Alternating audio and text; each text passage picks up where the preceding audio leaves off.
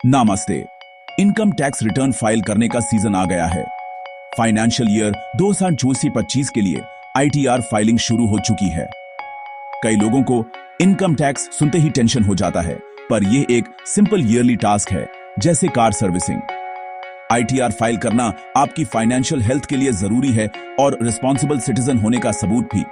आपके टैक्स से schools, hospitals, roads बनते हैं। यह देश के विकास में योगदान है।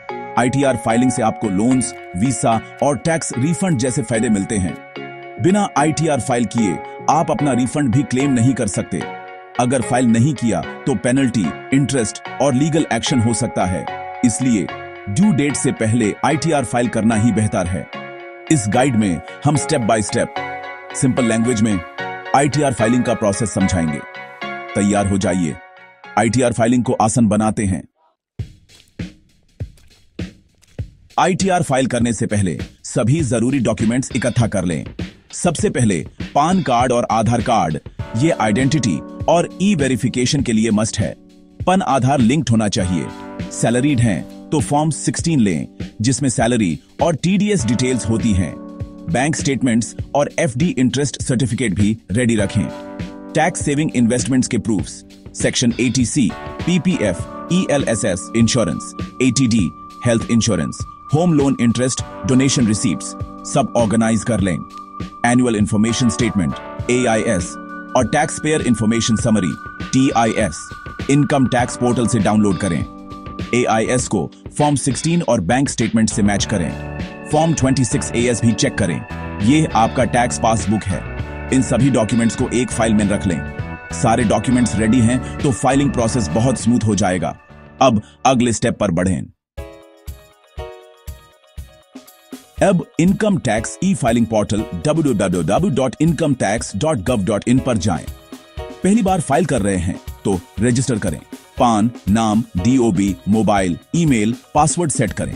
अगर अकाउंट है तो लॉगिन पर क्लिक करें। यूजर आईडी आपका पान है।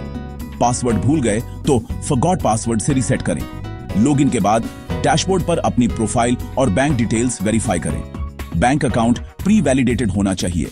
रिफंड के लिए यह जरूरी है। बैंक डिटेल्स गलत हैं तो तुरंत अपडेट करें। सब कुछ सही है तो आप आईटीआर फाइलिंग के लिए रेडी हैं। ऑफिशियल पोर्टल का ही यूज करें। फेक साइट्स से बचें। प्रोफाइल अपडेट करने के बाद अगले स्टेप पर बढ़ें।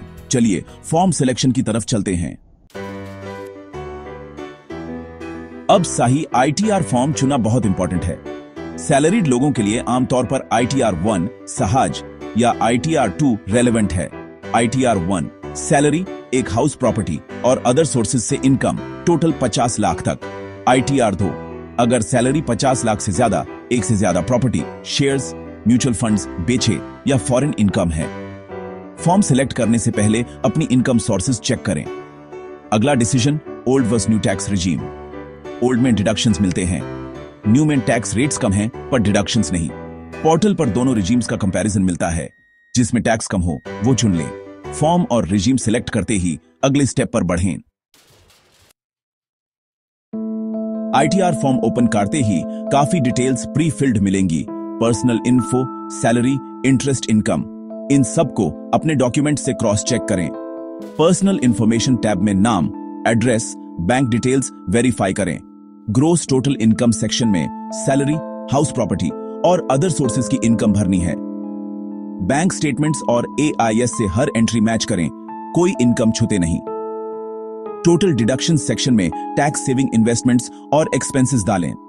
ओल्ड रिजीम चुना है तो यह जरूरी है। Section 80C, 80D, home loan interest, donation सब सही अमाउंट और प्रूफ के साथ।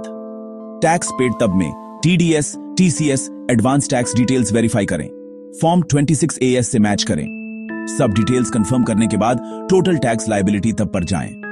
पोर्टल आपको फाइनल टैक्स कैलकुलेशन दिखाएगा, कितना टैक्स दुए हैं या रिफंड मिलेगा।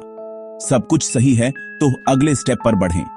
अब आईटीआर सबमिट करने का टाइम है। टैक्स कैलकुलेशन सही है तो आईटीआर सबमिट करने से पहले अगर टैक्स दुए है तो पे नाउ से पेमेंट करें।